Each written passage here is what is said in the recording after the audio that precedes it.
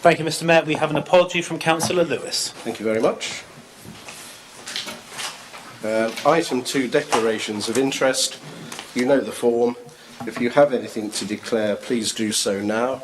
Or if you become aware of anything as we go through the agenda, then bring that to our attention as soon as you're aware of it.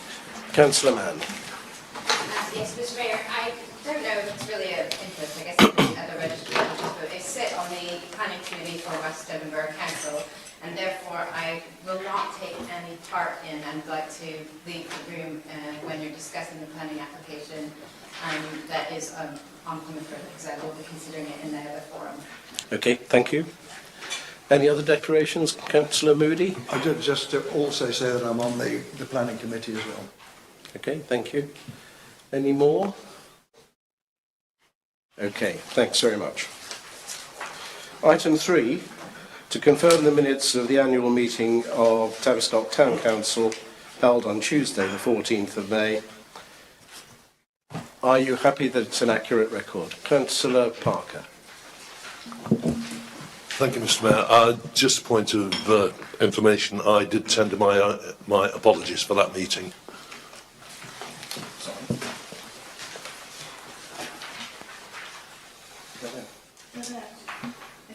They're listed, sir.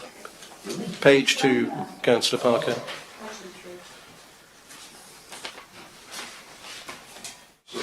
Okay, happy? Good, thank you. So, do I have a proposer to accept the minutes? Okay, Mrs. Ewings. And a seconder? Thank you, Councillor Venning. And all in favour, please show. Carried. Thank you.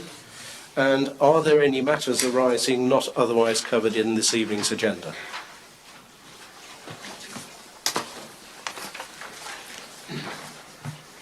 Item 4, public representations and questions. None have been received. Items requiring a decision. Item 5, annual governance statement. And I'll call upon the clerk to explain what we have to do under this heading. Thank you, Mr. Mayor. My apologies to members. This is a rather busy item in terms of what you've got attached.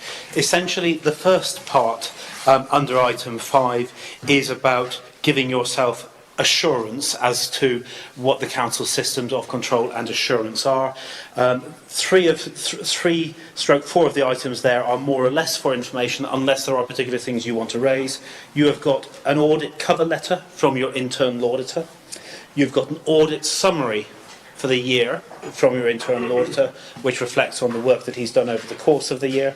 An explanation of areas not covered by the audit, which is a technical document which is required in the event that questions are raised at external audit, and a year-end audit summary.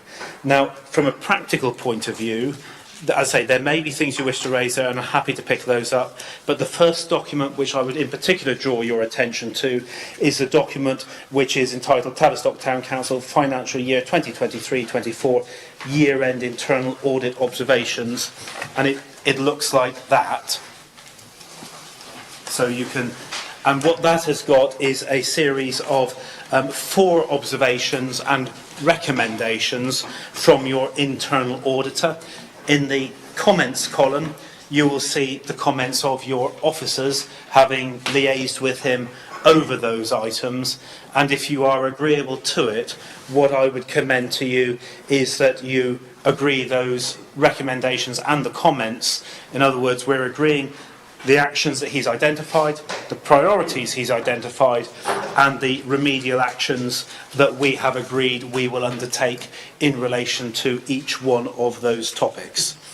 So that's the first, if you like, for decision. Have a look at it, and then if you're happy to move that, we will move on. Okay, thank you very much. So do any of you have any questions on this so far? Councillor Parker. Again, just a quick one. These essentially then, Mr. Mayor, are the responses to the 4 negative comments on the previous page. Is that correct? The comments section refers, so under each item, has the council put in place terms of reference for its committees, assets purchased, disposed of, year-end bank reconciliations. At the far right-hand side, the comments are the agreement of your officers and the measures that have been put in place. Yes, that's correct. Are there any other questions? In which case, we're being asked to agree the recommendations and comments. Do I have a proposal for that, please? Councillor Parker and a seconder. Councillor Mrs Johnson, and all in favour, please show. That is carried. Thank you, Mr. Mayor.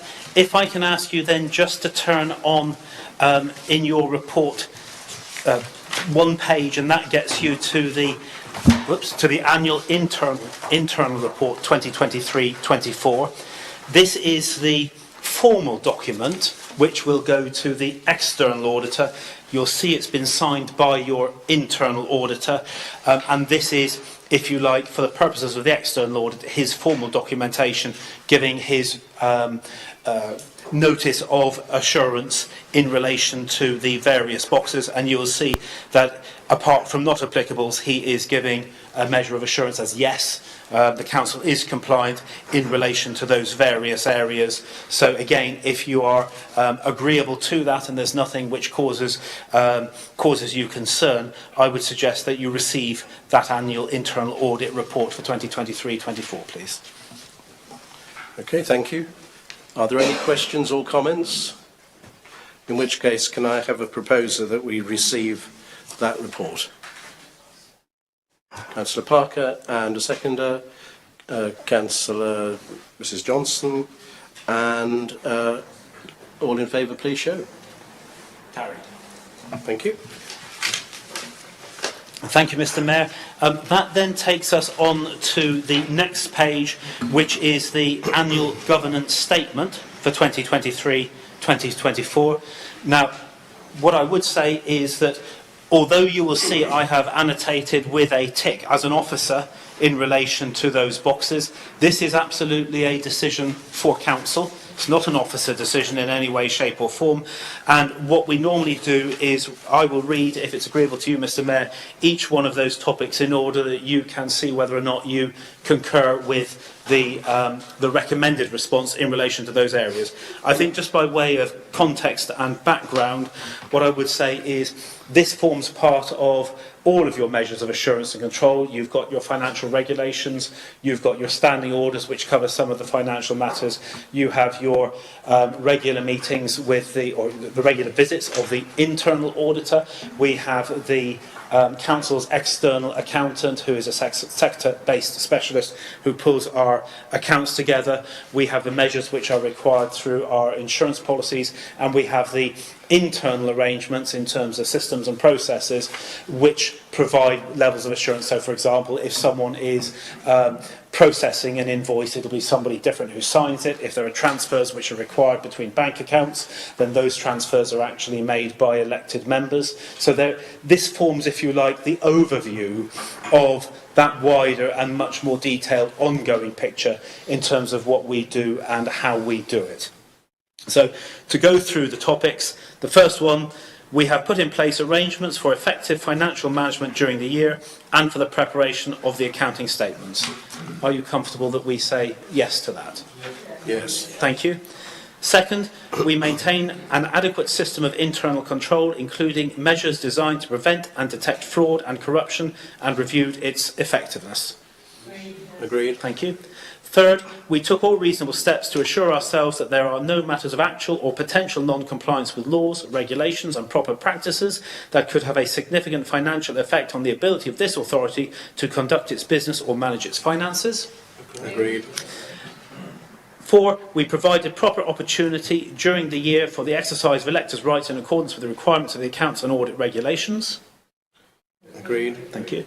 5, we carried out an assessment of the risks facing this authority and took appropriate steps to manage those risks, including the introduction of internal controls and or external insurance cover where required. Agreed. 6, we maintained throughout the year an adequate and effective system of internal audit and of the accounting records and control systems. Agreed. 7, we took appropriate action on all matters raised in reports from internal and external audit. Agreed.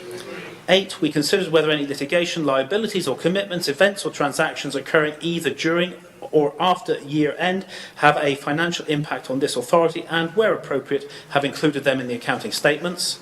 Agreed. And then item 9, for local councils only, so that's us, trust funds, including charitable, in our capacity as a sole managing trustee, we discharged our accountability responsibilities for the funds or assets, including financial reporting and, if required, independent examination or audit. And that's not applicable if you're happy with that as the answer, because it doesn't apply to us. Okay, agreed. In the circumstances, are you happy, therefore, to endorse those comments and to authorise the Mayor to sign the statement, please? Thank you very much. And then your... Yeah, okay.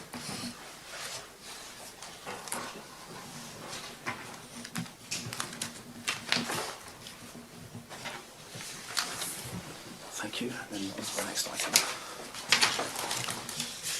Good. So the next item is 5, Roman 2. Consider, prepare and approve the annual governance statement. We've done that. It's 6-1. So it's 6.1.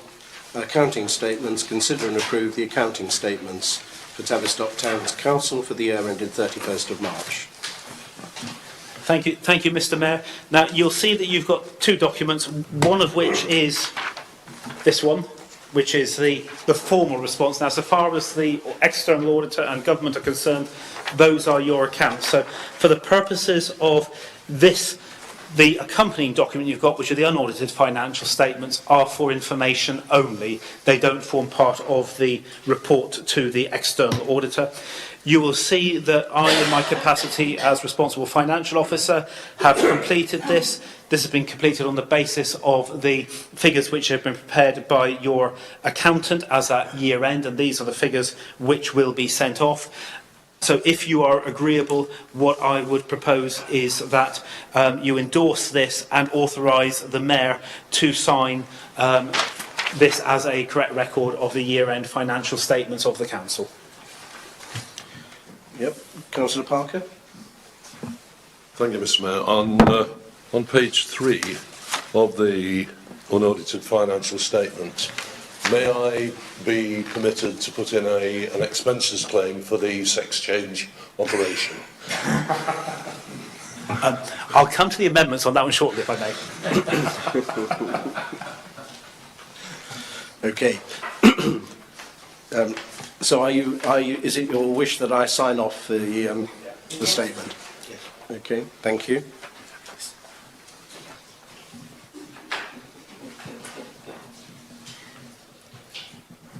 If I can just put that on the... Okay. Thank you, Mr. Mayor. And just in relation to the unaudited financial statements, my apologies. This is no reflection on our accountant. The proofreading my end obviously didn't get done in relation to the cover page. There are 3 errors there which have been corrected. My apologies for the 3 errors that are there. So that will be the one that Councillor Parker has pointed out. It will read Councillor Mann, not Councillor Mrs. Mann. And of course, because we had a crossover, Councillor Irvine is no longer a member of the council, so her name will be removed as at the relevant date. Okay, thank you. So moving on to 6, Roman 2, agree arrangements for the period for the exercise of public rights, Thursday the 13th of June to Wednesday the 24th of July. And if you could just clarify that for us, please, Town Clerk. Yes, there is an arrangement, a statutory arrangement, whereby we are required to make available for a period of 30 days the public notice of access to the accounts in order for members of the public to exercise a statutory right to inspect should they so wish to do. And this is something which has happened in the last couple of years where we're specifically asked to actually provide a minute identifying what those days are, in addition to actually doing advertisements. So that's relatively new over the last 2 or 3 years. Thank you. Councillor Mrs. Ewing. Sorry, I might be going backwards. On page 15 of the accounts under fixed asset valuation, We have the freehold and leasehold properties that comprise the council's properties have been valued as at the 31st of March 2009 by external independent valuers, Messrs Drew Pearce. Is it really that long ago since we had our properties valued? Because it doesn't seem right. I will have a conversation with the council's accountant. We do have them regularly valued for insurance purposes. Insurance purposes are not necessarily the same in relation to the fixed asset valuation. So what I'll need to do is to do a double check as to whether or not the fixed asset valuation is a captured in time for all time or not, as the case may be. So I will have that conversation with him and then I will report back to you if I may, because clearly there will be some assets which have been acquired since 2009, such as the Molly Owen Centre, such as the Guildhall, and their valuations won't reflect a 2009 start date. So I'll have that conversation and ask the question for you. Thank you.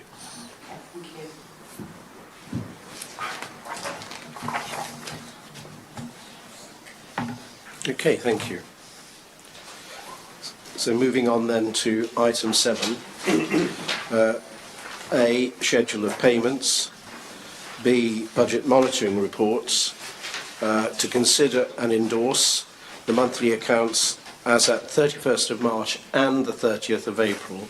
So it's the last one for last financial year and the first one for this financial year. That applies to the schedule of payments and the budget monitoring reports. Do any of you have any questions for the clerk?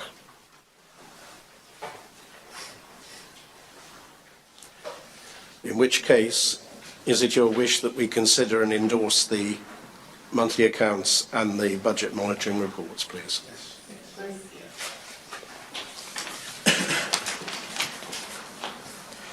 Which brings us on to item 8, Budget and Policy Committee. Deputy Mayor, please. Thank you, Mr. Chairman. I rise to report on the deliberations and recommendations of the Budget and Policy Committee that sat on the 28th of May this year. It's quite a substantial agenda with quite a lot of recommendations, so I direct you, recommend you to have a look at the minutes for more of the detail in some of these recommendations, please. So we'll start with agenda item 18, which is under items for recommendation to the Council, Service Plans 2024 to 25. So, capital A, we have a draft service plan 2024 to 25, organisational risks register and annual summary. So the recommendation there is that A, the Council receive and endorse the annual summary. B, subject to a small change there, that this is the deletion and a slight error that was in there, that the Town Council Corporate Services Improvement Plan be endorsed and adopted as the basis for the delivery of council services 2024 to 25. C, subject to some more amendments, mainly in the reduction of some of the risk scores that are in the minutes, that the Council endorse and adopt Tavistock Town Council Organisational Risk Register. Thank you. And I take it that you're moving the I am moving that recommendation. Thank you. In which case, do we have a seconder, please? Councillor Mrs Johnson, thank you. Now, do you want to take these one at a time, or are you happy to take them en bloc? En bloc. Thank you. Does anyone wish to make any comments or ask any questions? In which case, all in favour, please show. Carry. Deputy Mayor. Thank you. Agenda item 18B, the draft Community Services Service Plan 2024-25, which is Appendix 3 of the minutes. The recommendation there is that the Town Council Community Services Plan 2024 be adopted and endorsed as the basis for delivery of the associated services during this period. Move that we take that recommendation, please, Mr. Mayor. Thank you very much. The recommendation has been moved. Do we have a seconder, please? Councillor Mrs Johnson. Does anybody wish to ask any questions or make any statements? In which case, all in favour, please show. Carried. And we move on to agenda item 19, which is public spaces protection, PSPOs and dispersal orders. The recommendation is that without prejudice to the formal consultation, that's important, the council support the request of the police that the licensing authority, that's West Devon Borough Council, proceed to consult upon an alcohol PSPO and associated dispersal powers as set out in the email from West Devon Borough Council on the 1st of May 2024. So I move that we accept that recommendation, please, Mr. Mayor. Okay, thank you. Do we have a seconder, please? Councillor Mrs Johnson. Now, before we vote on it, if I could just make it clear to you that we're not voting on the consultation itself. This is more opening the way to the consultation. And my understanding is when it comes to the consultation itself, that will come back to us and we will have an opportunity then when we know exactly what is in that consultation. Because at the moment we don't know. We're simply agreeing to support the request that there be a consultation. Having said that, are there any questions or statements, please? In which case, all in favour, please show. Carried. Agenda item 20, this is a civic ceremonial matters. So we'll take small a, this is the chairman's allowance. The recommendation is that no further action be taken by the council on this matter at the present time, and the council reconfirm the established practice of reviewing all budget heads at the time of the annual budget setting round, including on the basis this matter be reviewed specifically in the autumn. I move that we accept the recommendation, please, Mr. Mayor. Thank you very much. I'll just say, as this involves the Mayor's allowance, I will not take any part in any discussion that follows, nor will I vote. However, this is simply deferring any decisions regarding the Mayor's allowance until the budget setting round in the autumn. Having said that, do we have a seconder, please? Again, Councillor Mrs Johnson. Does anybody wish to ask any questions or make any statements? Thank you very much. In which case, all in favour, please show. Carried. We move on to part B of the civic ceremonial matters, which is record of councillor attendances at meetings. The recommendation is that commencing in the 2025 civic year, councillor attendance be recorded on the basis as adopted by West End Borough Council, i.e. for each councillor there will be recorded the total expected attendances firstly, then the present as expected, the apologies received, and finally the absence, i.e. apologies for absence. Move that we take that recommendation, please, Mr. Mayor. Okay, thank you very much. The recommendation is moved. Do we have a seconder, please? Councillor Hutton. And does anybody wish to ask any questions or make any statements? Councillor Parker, please. Thank you, Mr. Mayor. I've got two questions. The first is, how is the recording system different from what happens at the moment?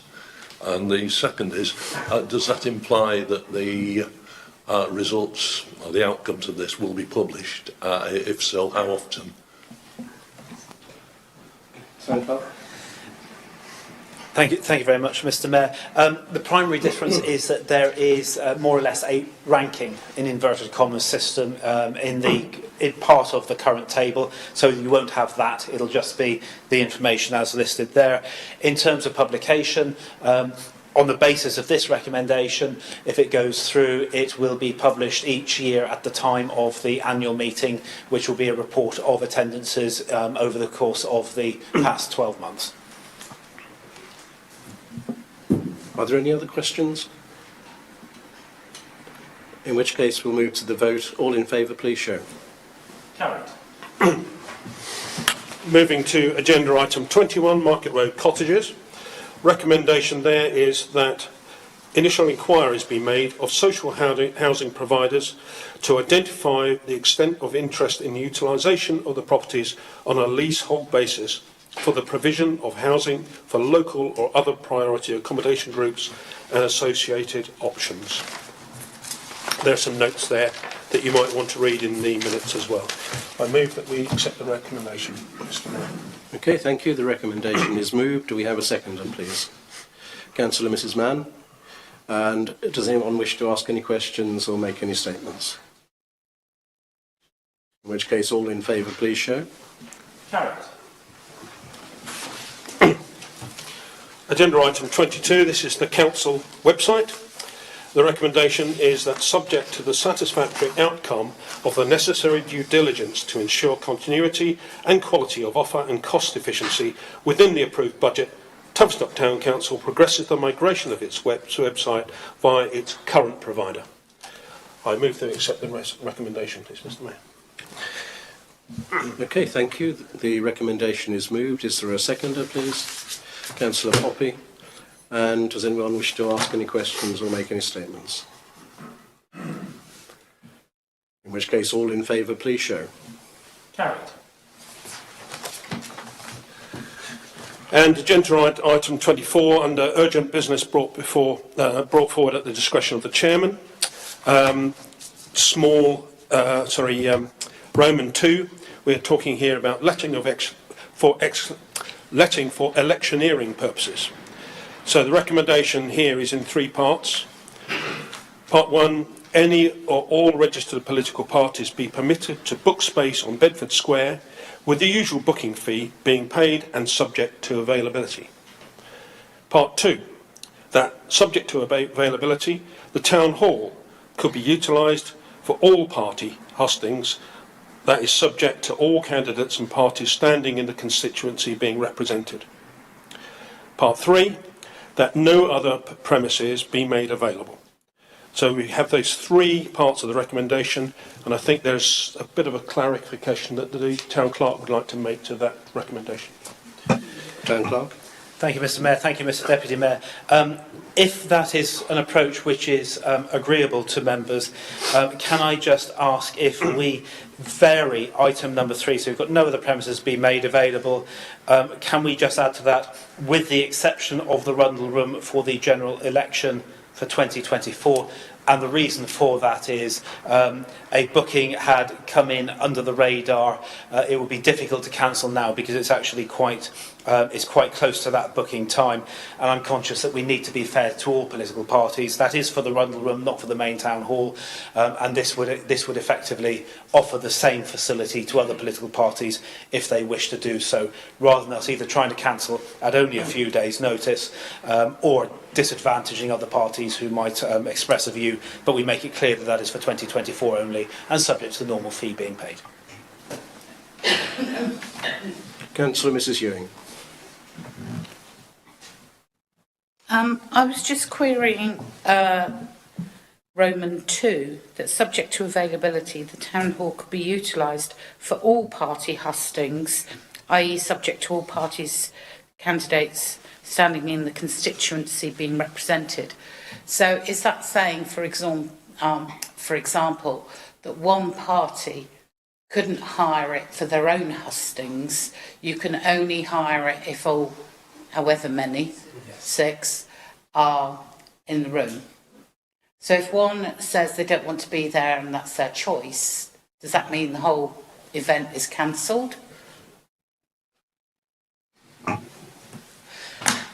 I think from a practical point of view, and if members feel differently, please say, if all parties have been invited, all parties have been afforded the opportunity to attend, and as long as you don't then end up with only 1 or 2 parties actually being there, there's a pragmatic view to take. If everyone's had the opportunity to do so, and if you've got 6 candidates and you've got 4 or 5 of those candidates there, it would seem unreasonable not to do so.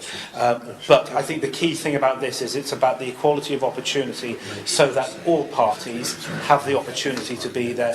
You know, historically, hustings would tend to be where you have all the parties there in order to be able to represent their views, to challenge one another and to put their views to the public. The intention of this is to provide that overall opportunity rather than it being potentially a meeting for one party or perhaps 2 parties who might otherwise have an alignment of interests to effectively do a single party event. The town hall is a civic venue. It is for the whole of the community, and the intention is that it should be able to and capable of representing all interests for the community from that side of things. Councillor, I think Councillor Hutton first, then Councillor Moody, then Councillor Mann. I just want to wonder why we've got this no more premises be available. Why have we been restricted? Why can't I hire the butcher's hall? If I could ask the press to put their pen down, thank you very much. There is an anomaly in terms of the arrangements which apply in relation to the booking of council-run or public premises at an election time by political parties. Now, historically, for example, what you would find is most education authorities, before you had academies and academy schools and all those sorts of things, they would make available free of charge their premises for election events. So one party, comes along, this party, that party, as the case may be, and there is actually a statutory underpin to that in relation to premises which are funded by the public purse. Now, things are a little bit complicated in the case of Tavistock, because you can argue on the one hand that the town hall, the butcher's hall, are funded by the public purse. You can also argue that they are actually funded by the transfer of commercial income which we receive from the pannier market, from our shops and from other activities, and that effectively it's not really the ratepayer who's paying for those, it's the transfer of those commercial funds. So you end up in a situation where you're going to be having a lively debate with bookies around whether or not they should be getting those venues free of charge, when, as you all know, our model essentially is that we use commercial premises to subsidise community premises and then to take any further surplus and add it to other community activities. But that's quite a hard one to actually explain in terms of directness, because we go out, we raise a precept, we raise commercial income. There isn't a direct linkage that you can actually draw in relation to that. So what this is to do is to make it clear that you can book Bedford Square, and that's on a commercial basis. That if you want hustings, that's absolutely fine. That's what we've got here. And then obviously you've got the Rundle Room, which would be bookable on a normal basis from the point of view of where we are. There is a certain lack of clarity in terms of and I've sought some advice, there's a certain lack of clarity in terms of exactly what the implications are for our sector. And what this is trying to do is to be fair to all parties and even-handed on the one hand, and on the other hand, to be fair to the council, such that we don't find ourselves disadvantaged, if you like, in terms of how we operate our premises. I would suggest that if it's the hustings for this, that is absolutely a community event. It's representative of the whole community, and that would be appropriate. To be fair, you're not going to have more than one or two of those during an election campaign. That's absolutely the kind of thing that the town hall was built for. Thank you, Mr. Mayor. Just going back to the terminology of hustings, I happened to research this last night. A hustings is where all political parties have been invited. Whether they turn up or not is their view, but it is, if it is just one party or two and the others haven't been invited, it's not a hustings. A hustings is when all parties are invited, and whoever turns up, it's still called a husting. Okay, thank you. Thank you for that clarification. Councillor Mann? Can I just suggest that we actually specifically say that all parties are invited as opposed to all, I think the wording is subject to all candidates standing being represented. So they're invited. And the Electoral Commission actually calls that type of a husting a non-selective husting. So we could actually specifically call it a non-selective husting. And a selective husting is one that's designed specifically to promote one or two parties. If we just wanted to use that terminology as well. That sounds very helpful. If we may, we will add the words non-selective in after all party, so it'll be all party non-selective hustings, and we will change represented to invited if that's agreed. Councillor Parker? Thank you, Mr Mayor. My question is about Little Roman 1. It's the obverse of Councillor Ewing's question. What happens? How do we police if one or more parties turns up without booking and without paying a fee for Bedford Square? With difficulty. No, I think from a practical point of view, this is intended to address where a situation where you have a party who wish to have a base there, perhaps a marquee, but an allocated space and for lack of a better way of putting it, and it's the wrong phrase, I know, a right to trade, if you like, in terms of that. Clearly, there is nothing to prevent individuals or people associated with political parties in any public space walking across there and conducting their business as part of their normal passage through and across that area. If, on the other hand, you would have a group of people who assembled and were taking up what otherwise is potentially a commercial trading space and operating from there, then that is different to passing through in terms of what they're doing and how. But, you know, anybody can walk into a shop, can walk into a market, can, on the street, can approach other people and say, have you considered in relation to an election? This is about trying to be fair where organised electioneering is taking place in a managed way with the consent of political parties, and they are looking for an allocated space in order that they can undertake their political activities. If I may, my reason for asking was that during the great Brexit debate, I made the mistake of appearing on the square with a flag and was unceremoniously marched off. Councillor Mrs Ewings and then Councillor Hutton. Well, because you put it down again. The Deputy Mayor tells me you had your hand up. No. Ah, oh right. Can I just check? I'm sure as I walked past, there was a Labour Party meeting at noon on Saturday, and I'm sure it said the Town Hall. Maybe it didn't. I'm sure it was on the Town Hall notice that says Zumpers on and things. 12 o'clock, Labour Party meeting. Meet the candidate, it says. This is the one that's Rutherham. Right. Does it say that? That's what it says on the booklet. Does it say it on the form downstairs?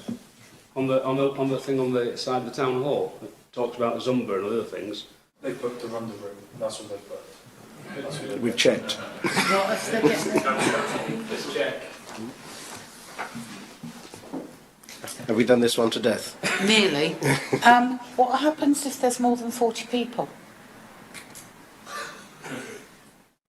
Sorry. Sorry, I'm with you.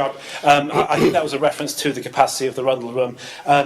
Clearly, all customers are advised of the seating capacity and the standing capacity of the premises that we have available.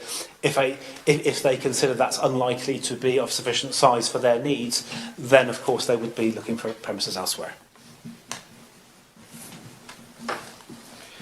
Before it's well and truly toasted and burnt, have we notified them of the numbers of capacity?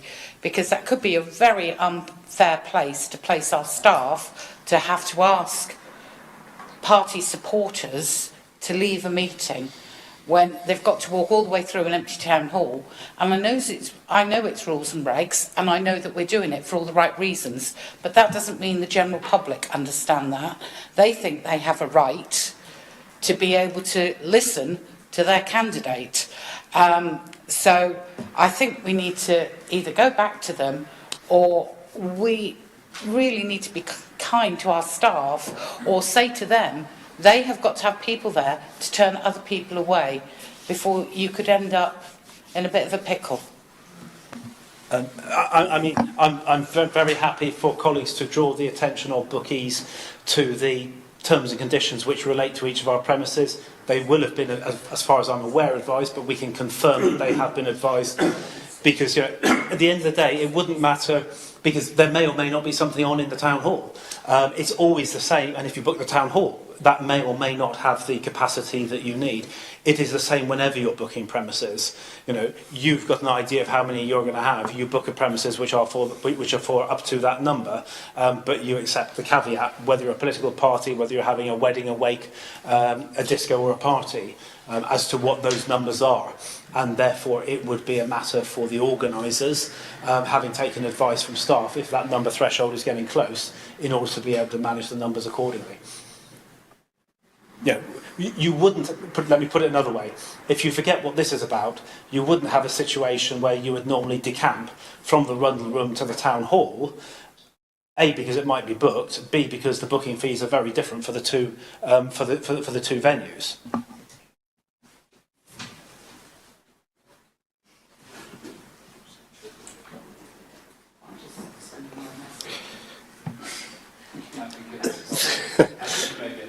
Okay, so let's move this forward.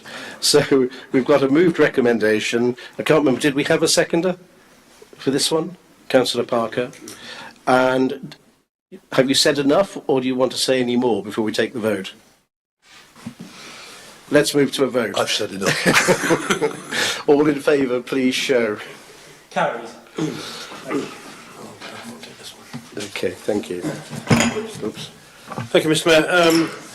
Members, apologies, I missed paragraph 23 from the BNP agenda, which was hearing the panel minutes. So this is hearings of the panel minutes. So, sorry, items circulated for information only, hearings, panel meetings.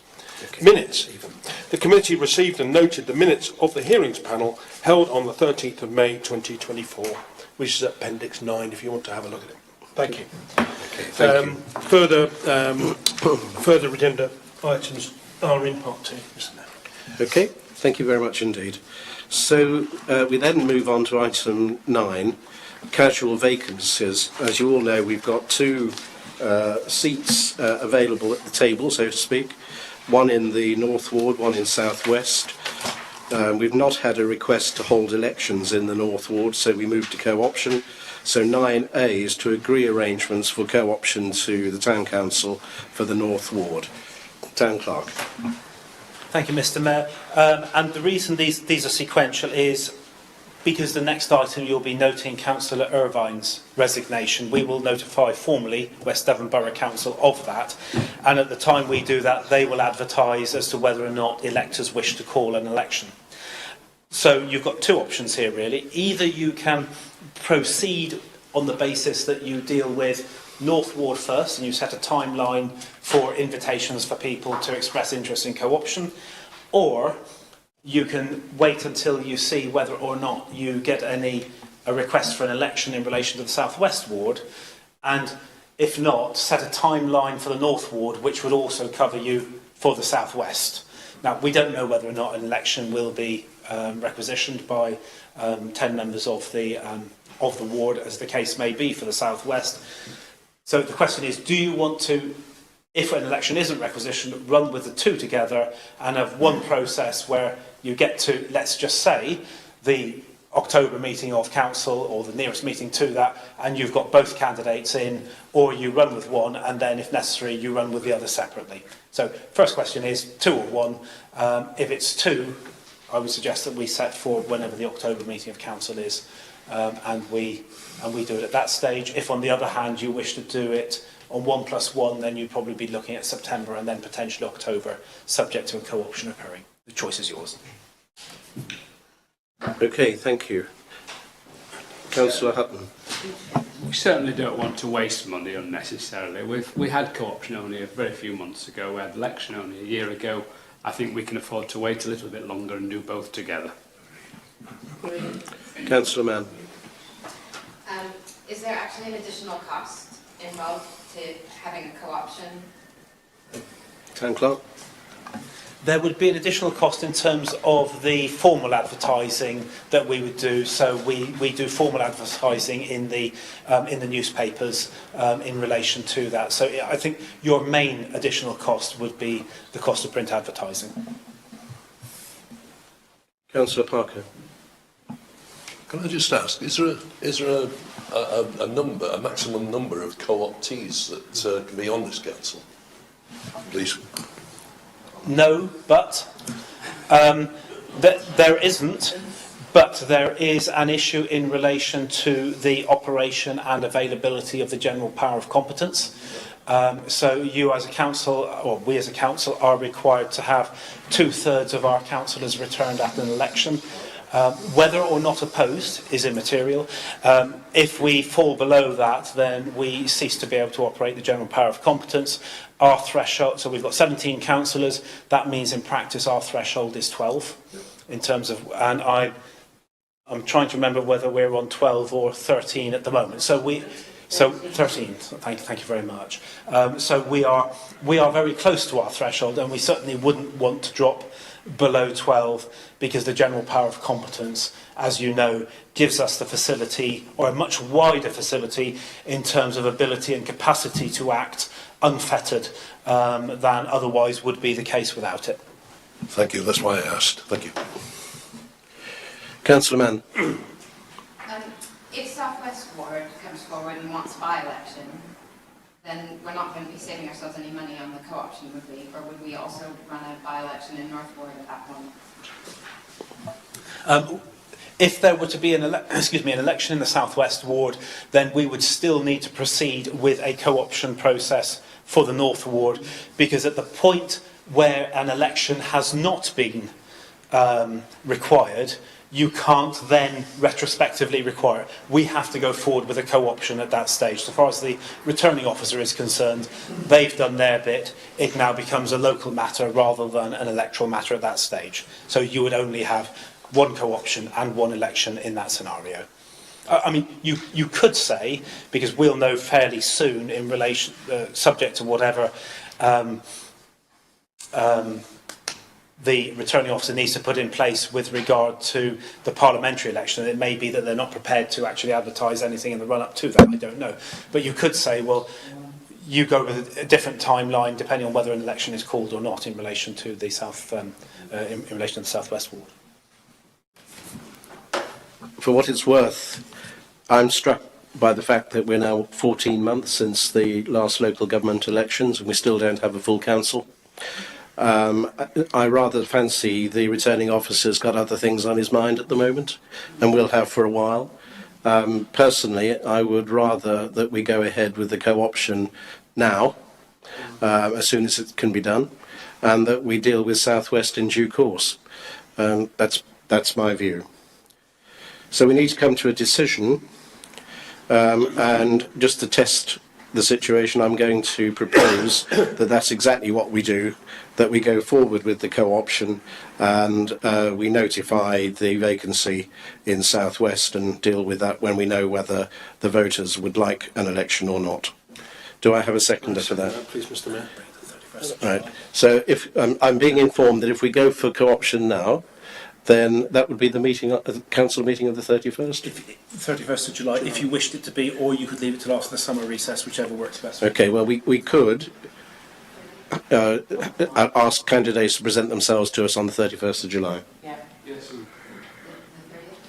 30th? Sorry, 30th, thank you. July Council. So do I have a seconder for that proposal? We have. Okay. Anybody want to do anything different? All in favour, please show. Yep. Having asked the press to put their pen down earlier, anything that the Fourth Estate could do to assist in generating interest, either for an election or for co-option, would be greatly appreciated. And if there are public and civic-minded people out there who wish to make a contribution to their society, this is a great opportunity to do so. Thank you. Okay, thank you. Moving on. Item 10, Development, Management and Licensing Committee. Councillor Smith. Thank you, Mr. Mayor. I rise to present the Development Management and Licensing Committee's minutes on Monday the 13th of May. 413, apologies for absence. 414, confirmation of minutes. 415, declaration of interest. 416 Dartmoor National Park, 417 Town Planning Issues, 418 General Correspondence, 419 Tavistock Neighbourhood Development Plan, urgent business, 420 urgent business brought forward at the discretion of the Chairman, 421 planning applications, little a planning decisions by West Devon, and little b new planning applications, and it is recommended that the new views of the Town Council as listed on Appendix B be passed to the local planning authority for consideration. Move that, Mr. Mayor. Okay, thank you very much. Do we have a seconder for that? No, Councillor Venning, and all in favour please show. Councillor Smith? I rise again to present the Development Management and Licensing Committee minutes for Tuesday, the 4th of June. And the first one is 29, election of chairman, 30, election of vice chairman, 31, apologies for absence, 32, confirmation of minutes, 33, declaration of interest, 34, Dartmoor National Park Authority, 35, town planning issues, 36, general correspondence, 37, neighbourhood development planning, 38. There's a recommendation, Councillor Sorry. Smith, bottom of page 2. I do apologise, right down the bottom. I'm not supposed to look down at the moment, Mr Mayor, so that's an in I understand. Recommended that a brief session of up to an hour be held immediately prior to the meeting of Council on the 30th of July 2024 to afford the opportunity for all members of Council to receive a briefing from the Neighbourhood Development Plan Steering Group and ask questions, together with the facility for all members to make written submissions on their views and to answer questions. That's moved. Okay, thank you very much. So that recommendation has been moved. Do we have a seconder, please? Councillor Parker. Now, do you wish to debate this? No? You okay? All happy? In which case, all in favour, please show. Carried. Councillor Smith. Thank you, Mr Mayor. 38, urgent business brought forward at the discretion of the Chairman. 39, planning decisions and applications. Little a, the planning decisions by West Devon Borough Council. And little b is the new planning applications. So I shall wait until Councillor Mann exits the room on there. And this planning application, or the planning applications that we have here, fall into two sections. The first one is an application for some houses on the Plymouth Road, which is above the Tin 10 houses, so therefore it becomes a matter for the council, the full council to do. And the other ones, which we can take to the second section, is for smaller normal things. And I understand, Mr Mayor, that you would like to make some statements on this. Yeah, okay, so thank you very much. For the benefit of our newer members and for anyone who may be watching the live stream, this is before you because although the DMNL committee has delegated authority to respond to most planning applications on council's behalf, for major applications, and they're defined as applications with 10 or more properties being constructed, DMNL has to make a recommendation to council. Council then considers the recommendation, it can approve it, it can throw it out, it can modify it, whatever council feels is appropriate. And that's the situation we're in here. We have a recommendation which was prepared at the meeting, which is not an easy thing to do with a big and complicated application like this one. We have had tabled this evening a proposed amendment to the recommendations which effectively puts flesh on the bones and adds specifically the various references to JLP policies and so forth. And therefore, the recommendation that I'd like you to consider is the recommendation that has been tabled this evening.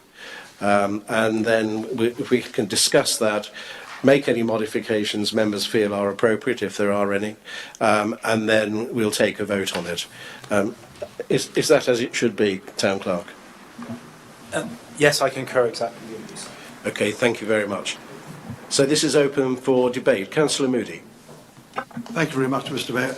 As a planning committee member at West Devon, I will not take part in the debate, but I will remain in the room and I will not vote on it. I'll abstain. Thank you. Councillor Parker. Thank you, Chair.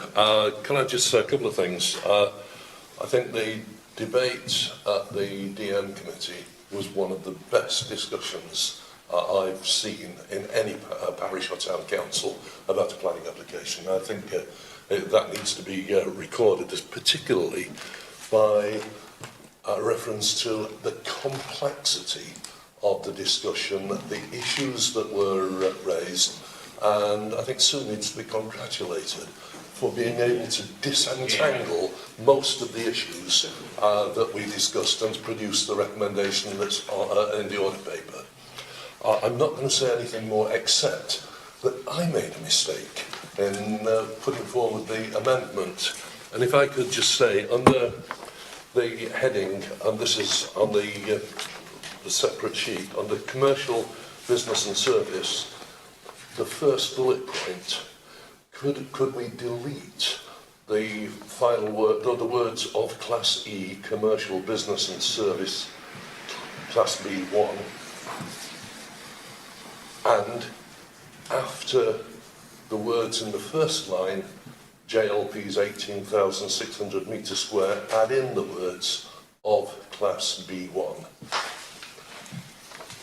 But some members may be aware that the government completely changed the use classes order after the local plan was adopted, and I got the timeline mixed up. That just corrects the timeline. Thank you, Mr. Mayor. Thank you. Councillor Mrs. Hewing.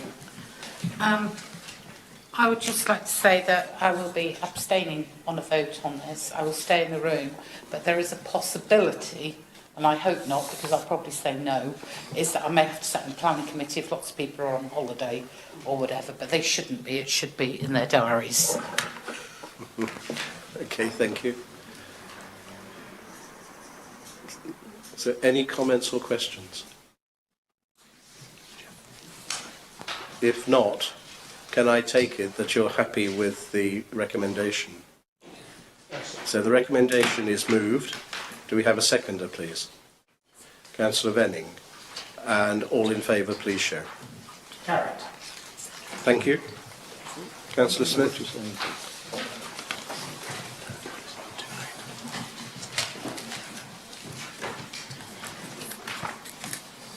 That clears the single cilia application in the little B applications, and what I would do was pass on to the other items that were in there, and I would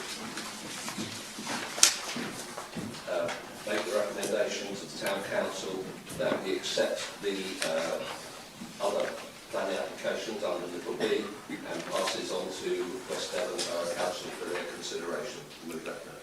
Thank you. Councillor Parker. Seconded. Thank you. All in favour, please show. Carried.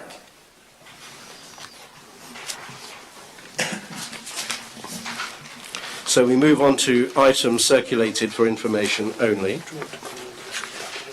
It's been done. It's been done.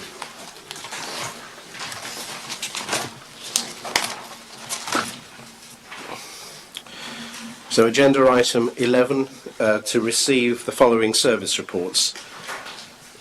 1, General Manager's report. Does anyone have any questions for the General Manager? Councillor Moody. Just my question that is with the acronyms used. I don't understand what WC means regarding that. Does it mean work commenced, work completed? Completed, isn't it? Not sure. On which page? Page 2, museum structural works. The installation of... Yes, work complete. Not works Work complete. completely. Works complete. Right. Thank you. Any other questions for the General Manager? Okay. Oh, sorry, Councillor Johnson. Thank you, Mr. Mayor. I know with interest the General Manager talks about Open Day with plans for this financial year aligned with the Town Council's 50th anniversary. Have you had any more details about that, or is that currently being worked on? Not yet, but I'll bring it back to the next council meeting. But it will probably be planned for the last quarter of this year, this financial year. And yep, Councillor Munro. Note on page 3 of General Manager's report that we are going to provide resource for Tabby Pride procession. Just wondering what the this will be for volunteering to assist.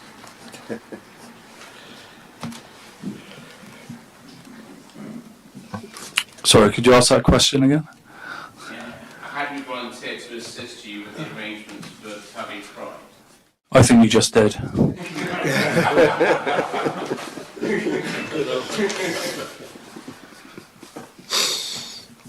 Okay. Any more? Councillor Johnson. So only just to say it's incredibly good news that the electricity and gas contracts have been renegotiated with such a saving. I mean, it was a big problem with the Town Council when they went up so much, so it's quite rewarding to see them coming down quite a lot. Hopefully that will have an impact on next year's budget. So well done, thank you. Okay. Sorry. Oh, Councillor Mann. I just wanted to say that I was really excited to see that the Pannier Market Mosaic is going to be worked on as well. So thank you for working with West Devon Arts Workshops. I'm sure that that will be really well liked and improved. Councillor Parker. Thank you. Under operational update, third bullet point, Goose Fair. Absolutely understand why we've gone down this line, but when it's the final couple of lines, unfortunately having to seek up, and it's specific to TTC activities only. Which activities does that leave for others to have to pick up?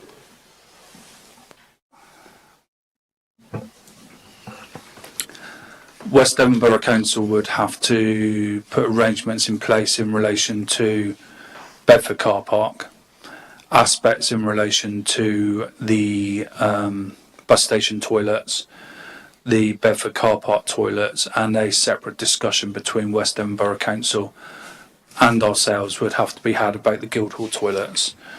They have got certain arrangements in place already with the showman around clean-up and transferring costs to them anyhow in relation to Bedford Car Park. But it's very much, our quote will be focused on the streets and the areas where we take possession for the event, and that needs to be our starting point, and then we would have discussions with West Devon afterwards. So there's everybody's eyes wide open, basically.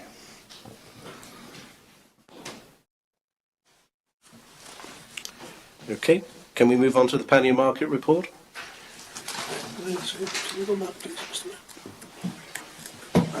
Thanks, Mr. Mayor. I'd like to just speak briefly about the item 5 on the Pannier Market and report. And this is the Tavistock Country Garden Show. It was the first time that I had an outing as Deputy Mayor, and I have to say what a wonderful success that weekend was. I don't know if anybody went along, but it was just amazing. The sun shone, it's true, but I was really impressed by the fact that over 2 days I didn't meet anybody that wasn't delighted by the whole thing. There were lots of people walking around with smiles on their faces, and I think it showed our town as being a wonderful place to come. So congratulations and thanks to all the staff members involved. Thank you. Thank you for that.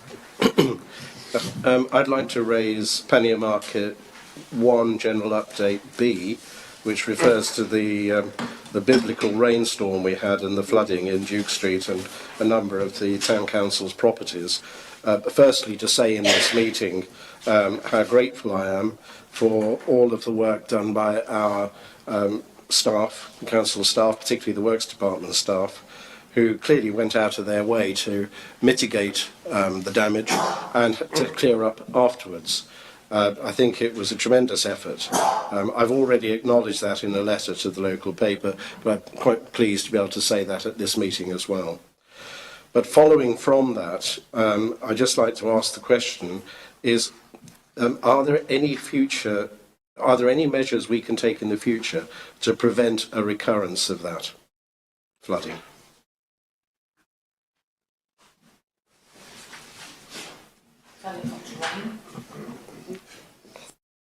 Councillor Moody? Oh, no, I wasn't suggesting that I was coming up with, well, maybe it is one solution. We had the pleasure of a webinar with DALC, organised by DALC and the highways officers from Devon County Council, and I have been going on and on about blocked drains and gullies and all the rest of it in Tavistock for years. I keep being told that there is a programme that they look at them, and I'm sure that's what they do. They look at them and not necessarily clean them. I know of one that's been blocked for 4 years, not far from me. I'm not suggesting that that would have solved the whole problem in Tavistock, but I think as a town council that we should be working together with Devon County and calling them to account to say, what are you doing for the maintenance of the flood systems in Tavistock? Because when the engineers first designed the system and they put gullies at certain points, they did it for a purpose, so the water would go down them. And I know that when there's a heavy rain and you get the problems with the river rising, you can get a backlog, and that's probably a component of this. But I would just think that as a town council, I'd like to see us working, and I know that county council want to work with us as a parish and other parishes as well, but I think we should pursue it more as well. Thank you. Councillor Mann?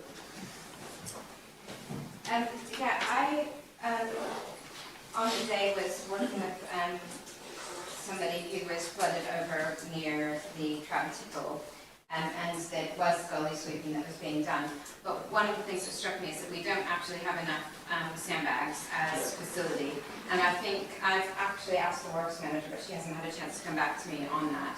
But I think that we should be having sandbags. The ones that we did have, or that would have been available only at the cemetery. And obviously that's not very helpful if where you need to put them is actually at the front door of Duke Street. And I don't know whether that would make a difference, so I'm not saying that I know this for sure. But certainly it would have made a difference for the particular property that was involved in what I was doing. And so I do wonder if we need to look into having a provision of sandbags now, if we're going to have sort of flash flooding events. Thank you. Councillor Mrs Ewings. Please don't take this as gospel because I don't understand the laws around it. But West Devon Borough Council hold all the sandbags. Yeah. The empty bags that you're supposed to get filled. Now, that apparently is the only requirement that West Devon, well, they don't even have to do that, but they do.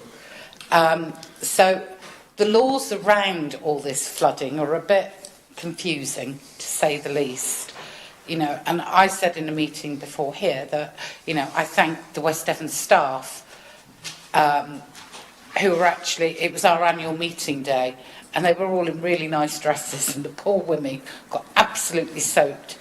And Mrs. Sarah Moody just suddenly exclaimed she only had sandals on, and the water just poured over her when she moved one sandbag.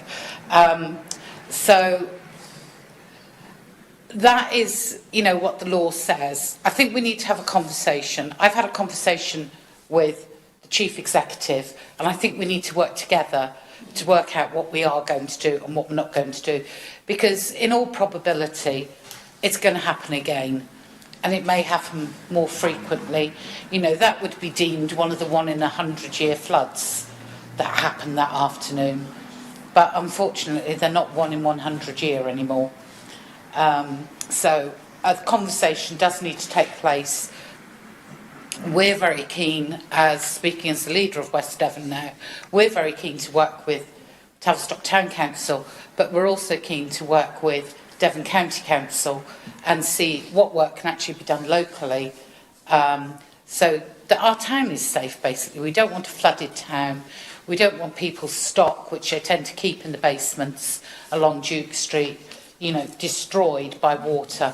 So I think it's something that, you know, a potential working relationship. General Manager? I knew that's Oh no, I'll just answer the question I was asked now. In relation to the elements that we've looked into, we have now got additional sandbags which are kept at the Guildhall. We've got additional sandbags which are stored around the Pannier Market perimeter, so that can deal directly with the principals. If we get enough prior warning of blocking up the grills on Duke Street, redirecting the water which goes around the side of the Pannier Market, and also dealing with aspects in relation to the flooding we have for the Guildhall. So we have already got contingencies in place for that, additional contingencies. I think we got caught a cold last time because obviously with the rainfall that we were getting surface water that was running into the building, and Guildhall's a prime example, running into the Guildhall, and it was just surface water running in, and then we were pushing it back out and managing that on with the guys that were down at the main entrance. And then all of a sudden you had the surge of water which came along instantly, and now that we know that we have that kind of potential risk, because my main focus was actually around Market Roads and the implications of Market Road flooding, it coming across that way. Clearly the issues are now with the surface water that is coming off from this road coming down. Also, there are obviously challenges around some of the block drains, but even with the block drains being cleared, that wouldn't have alleviated the amount of rain dump that you've got in that situation. It would help. It would help to drain it away quicker. We did touch on what Councillor Ewan said, a conversation that was had with the Chief Executive. I think it was Chief Executive I was having a conversation with, wasn't it, Mandy, and yourself, around working more together. I have referenced it in my service plan as one of the projects to focus on in relation to contingency planning for these kind of events. And the most important element around that is around communications, to make sure we're all on the same hymn sheet with regards to responding to these kind of events. We also said that it's extremely important to get Devon County Council to the table and other relevant partners as well. So that's something that needs to be facilitated. But in relation to the short-term measures, the easy measures around the original question about dealing with the assets around the market complex, we have made reasonably simple improvements to try and respond to a reoccurrence of that kind of event in the short term. Okay, thank you. And the sandbags have sanded. I'd never heard the idea of having sandbags and no sanding, like West Devon.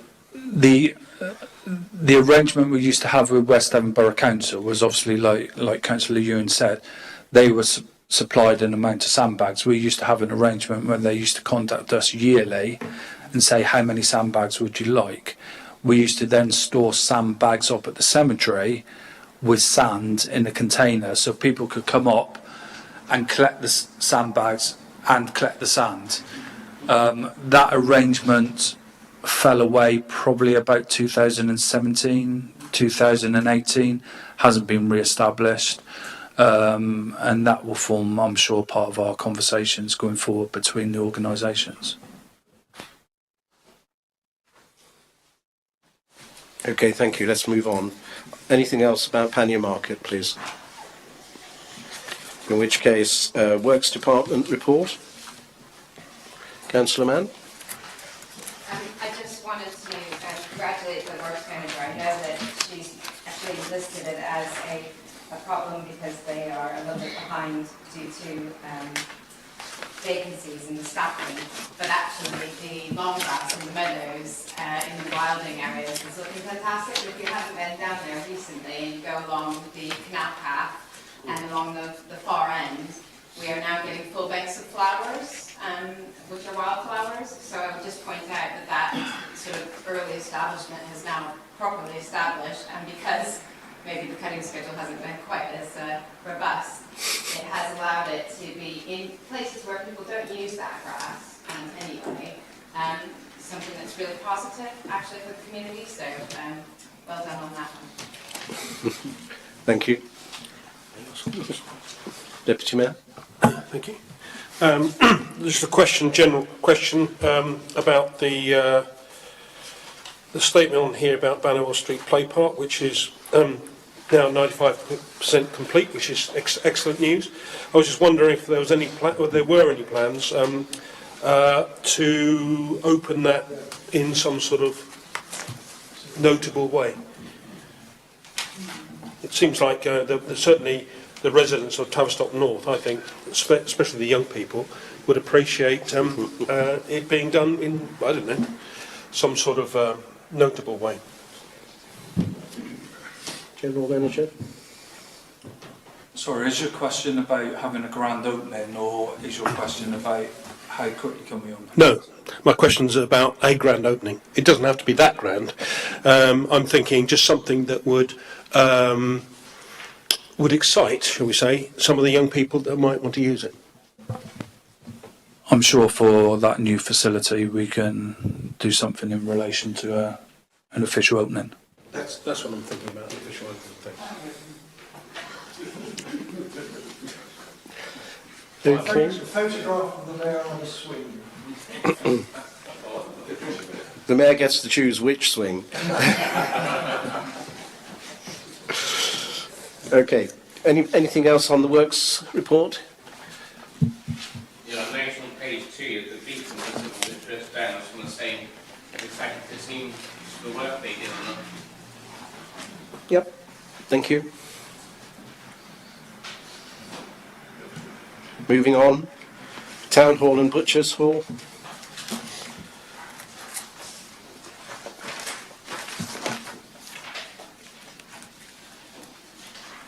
Item 12, Finance and Other Matters, a report of the Assistant to the Town Clerk.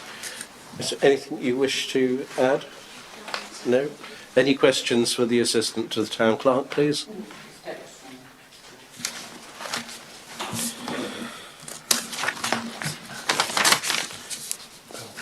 Councillor Mann?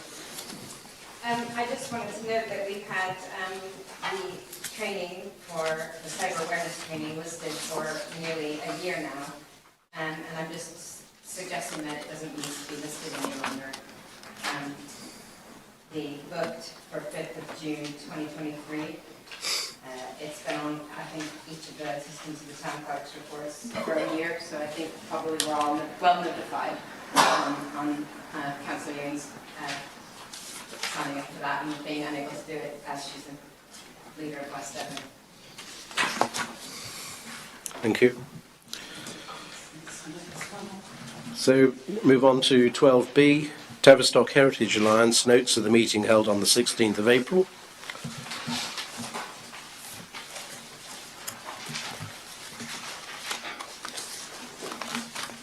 Councillor Parker? Could I just ask about, is the Heritage Alliance involved in the redrafting of the Conservation Area Management Plan? And if not, is there any progress to be reported on that?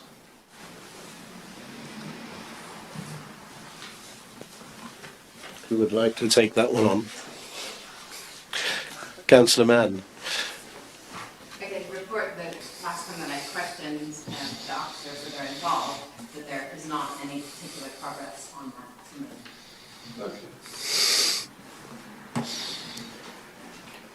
Was that the answer you were expecting? Frankly, yes. Okay. In which case, we'll move on to C. to receive any update from or questions to council representatives serving on outside bodies. Does anyone have anything to report?